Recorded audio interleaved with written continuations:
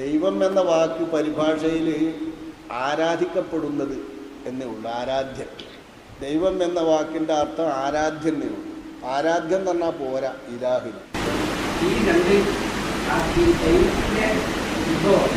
ആ ഉത്ഭവം ദീ തന്നെ വാക്കുന്നോ? അതില്ല, അത് പറഞ്ഞുണ്ടാക്കുന്ന ദീയാണ്, സംസ്കൃതമല്ല. ദൈവം എന്ന് പറഞ്ഞാൽ ആരാധ്യൻ എന്ന അർത്ഥത്തിൽ ഉള്ളൊരു വാക്കാണ്.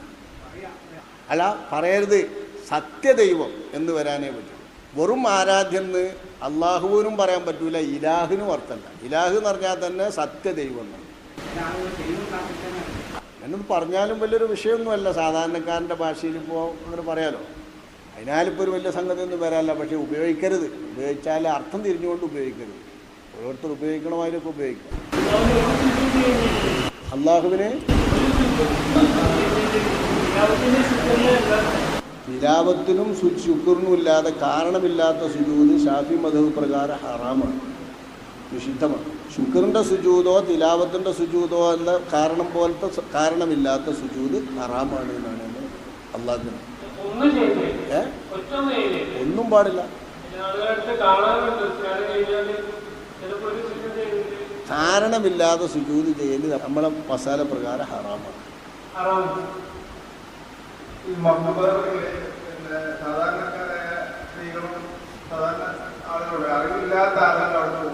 എവിടെ എവിടെ ആ അപ്പൊ അവർക്ക് വിഷയങ്ങളൊന്നും അറിയില്ലെങ്കിലും അത് അറിയാതെ അവിടെ പോയി ചെയ്യുന്ന കാര്യങ്ങളെ കുറിച്ച് നിയന്ത്രണമോ അല്ലെങ്കിൽ അത് അറിഞ്ഞിട്ട് പോകാതെങ്കിലും അതിന് എന്താണ് അവിടെ ചെയ്യുന്ന കാര്യത്തിൽ ഇത്ര നിയന്ത്രണം ആവശ്യമുള്ളത്?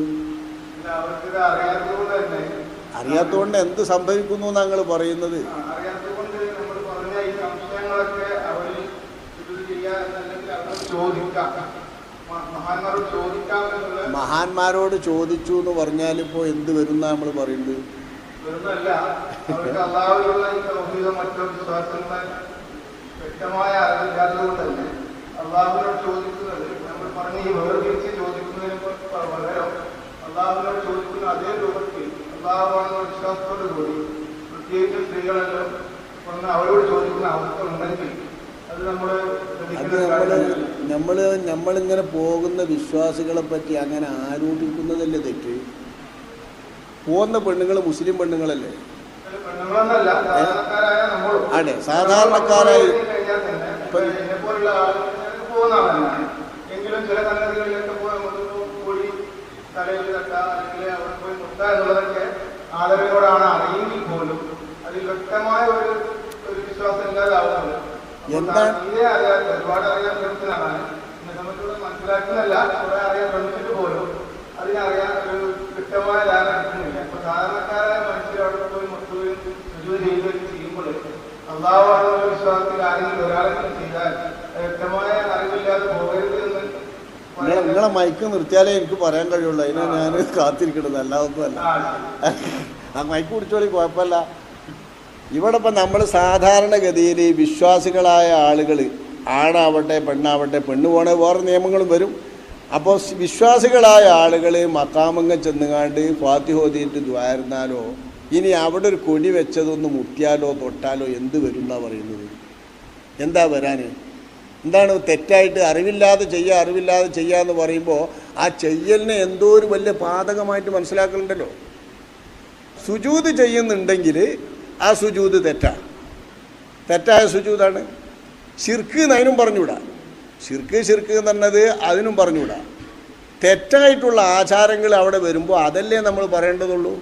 തെറ്റായ ആചാരങ്ങൾ അതിൻ്റെ മുമ്പ് തന്നെ അവരെ എന്ത് പഠിപ്പിക്കണം നമ്മൾ? ആ വിശ്വാസമാണ്.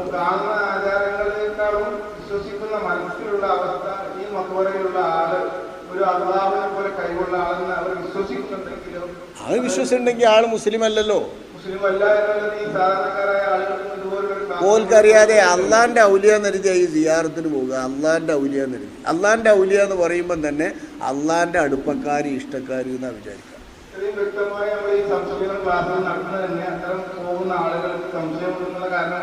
എന്തുകൊണ്ട്? എന്താണ് ഈ സംശയം എന്നുള്ള പോയിന്റിൽ ഒന്നും കൂടി വ്യക്തത തരും. ഇപ്പം നമ്മളിപ്പോൾ ഇവിടെ ഷെയ്ഖിൻ്റെ പള്ളിയൊക്കെ പോയാൽ ഷെയ്ഖിൻ്റെ പള്ളിയിൽ മറവിട്ട് കിടക്കുന്ന ആൾ മഹാത്മാവാണ് ഔലിയാണ് എന്നല്ലേ ഈ പോകുന്ന ആളുകളുടെ ഉദ്ദേശം അല്ലേ? അപ്പം ഔലിയ എന്ന് പറഞ്ഞാൽ എന്താ അതിൻ്റെ അർത്ഥം? പിന്നെ ആണെങ്കിലും എന്ന് പറഞ്ഞാൽ പിന്നെ തിരിയാത്തത് നമ്മൾ പറയുന്ന വിശ്വാസം, നമ്മൾ പറഞ്ഞ വിശ്വാസത്തിന്, നിലവിലുള്ള വിശ്വാസത്തിന് എതിരായിട്ട് എന്താണ് അവിടെ തോന്നാനെന്നാ? അള്ളാഹുവാണ് ധരിച്ചാൽ അപ്പം പോയില്ല. അതാരാ അതൊക്കെ ചിന്തിക്കുക? അള്ളാഹുവിൻ്റെ കഴിവുണ്ട് എന്ന് അള്ളാഹിൻ്റെ ഔലിയ എന്ന് പറയുമ്പം തന്നെ അല്ല ഉണ്ടാകുക എന്നല്ലാതെ യഥാർത്ഥത്തിൽ അത് ഇല്ലല്ലോ. ഇല്ല. എന്താ ഉള്ളത്? അള്ളാഹിൻ്റെ ഔലിയ എന്ന് പറയുമ്പം തന്നെ അള്ളാഹുവിൻ്റെ അടുപ്പക്കാർ എന്നുള്ള നിലക്കുള്ള കഴിവല്ലേ അവരെ മനസ്സിലാക്കുന്നത്.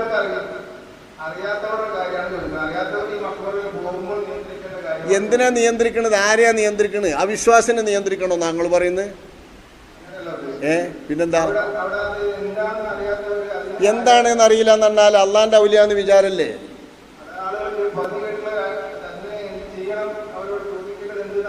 എന്താ ചോദിച്ചാൽ എന്ത് ചോദിച്ചാൽ എന്താ?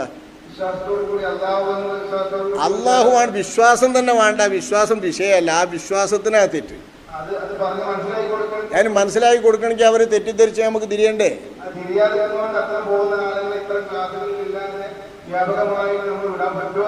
സങ്കല്പം വെച്ചിട്ട് വെറുതെ വെറുതെ സങ്കല്പം വെച്ചിട്ട് ലക്ഷ്യമില്ലാതെ വിടരുത്. ആരെയാണ് നമ്മൾ പറയുന്നത്? വിശ്വാസികളായിട്ടുള്ള മുസ്ലിമീങ്ങളെയാണ് നമ്മൾ പറയുന്നത്. ഈ മുസ്ലിമീങ്ങൾ മക്കാമോ പോകുമ്പോൾ മക്കാമിലുള്ള ആളുകൾ അള്ളാഹിൻ്റെ ഔലിയ എന്നുള്ള വിചാരത്തിലാണ് പോകുന്നത്. പിന്നെ അവർക്ക് എന്ത് നമ്മൾ പഠിപ്പിക്കണം എന്നാണ് പറയുന്നത്? എന്താ പറയുന്നത് പഠിപ്പിക്കണ്ടേ? വെറുതെ ഓരോരുത്തർ പറയുന്നതിനനുസരിച്ച് നമ്മൾ പേടിക്കാൻ പാടില്ലല്ലോ. അവിടെ പോകുമ്പോൾ അള്ളാഹുവിനോട് ചോദിക്കുക, ഔലിയാനോട് ചോദിക്കുക എന്ന് പറഞ്ഞ രണ്ട് തരം ചോദ്യമൊന്നും ഇപ്പം അവിടെ വിഷയമല്ല. എന്ത് ചോദിച്ചാലും ആ ചോദിക്ക ആൾ അള്ളാഹിൻ്റെ ഔലിയ എന്നാണ് വിചാരം. അള്ളാഹിൻ്റെ ഔലിയ എന്നുള്ള വിചാരത്തോടു കൂടെ തൗഹീദിന് ഭംഗമാടെ ഒന്നും വരാനില്ല. നിങ്ങൾ ഏതെങ്കിലും പോകുന്ന ഏറ്റവും വിവരം കുറഞ്ഞവരുണ്ടെങ്കിൽ അവരോട് അന്വേഷിച്ച് നോക്കിയാൽ അവർക്ക് ഈ കാര്യത്തിൽ കുറച്ചുകൂടി ഈമാൻ. ഇത് അള്ളാന്നല്ല, വലിയ ഔലിയാന്നേ അവർ വിചാരിക്കും. കാര്യം സാധിപ്പിച്ചു തരുമെന്ന് വിചാരിക്കുന്നുണ്ടാവും. അതിപ്പോൾ എങ്ങനെയാണ് നമ്മളൊക്കെ കാര്യം സാധിപ്പിച്ചു തരുന്നൊരു മനുഷ്യനെ വിചാരിക്കുക? അത്രേ വിചാരിക്കും. അതിൽ കുഴപ്പമില്ലല്ലോ. അത് ശിർക്ക് വരും നിങ്ങൾക്ക് തോന്നുന്നുണ്ടോ? ഉണ്ടോ?